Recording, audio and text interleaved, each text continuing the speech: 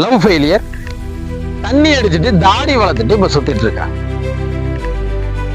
சரியா 21 நாளைக்கு முன்பாக ஒரு தந்தையினுடைய ஒரு குமுறல். சரியா 21 நாளைக்கு முன்பாக ஒரு தந்தை எனக்கு கால் பண்றாங்க.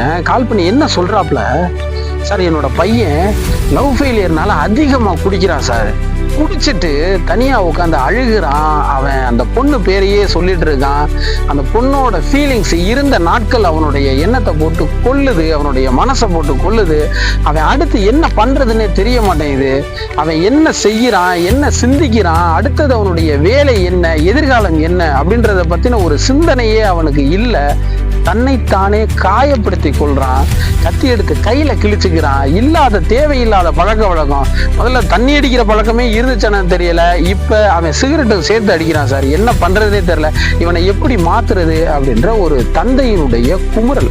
மக்களே, ஒரு உண்மையை சொல்றேன் உனக்கு கேட்டேங்க, என்னன்னா லவ் ஃபெயிலியரால ஒருத்தன் தண்ணி அடிக்கிறான் அப்படின்ற காலமெல்லாம் மலையேறி போச்சு.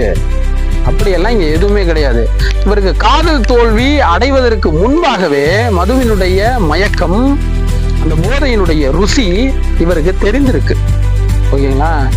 இது ரெண்டுமே உங்களுக்கு தெரிஞ்சதுனாலதான் இந்த காதல் தோல்வி அவரால் எதிர்கொள்ள முடியாம, தாங்க முடியாம, அந்த துக்கத்தை காட்டுறதுக்கு ஒரு வடிகாலா அந்த போதையினுடைய பாதையை தேர்ந்தெடுத்திருக்காங்க. அதுதான் உண்மை.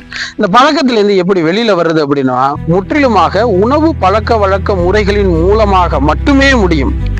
உணவு பழக்க வழக்கம் அப்படின்றத மட்டுமே நம்ம ஏன் ரொம்ப அதிகமாக கான்செப்டோட ஒரு பிச் பண்றோம் அப்படின்னா, உணவு பழக்க வழக்கத்தின் மூலமாக மட்டும்தான் நம்மளுடைய வாழ்க்கையின் எல்லை வரை குடிப்பழக்கத்தை முற்றிலுமாக மறந்து குடிப்பழக்கத்திலிருந்து விடுதலை பெற முடியும். நீங்கள் குடிப்பழக்கத்திலிருந்து விடுதலை பெற வேண்டுமா? என்னை தொடர்பு கொள்ளுங்கள், சிறப்பாக வாழலாம். நன்றி, வணக்கம்.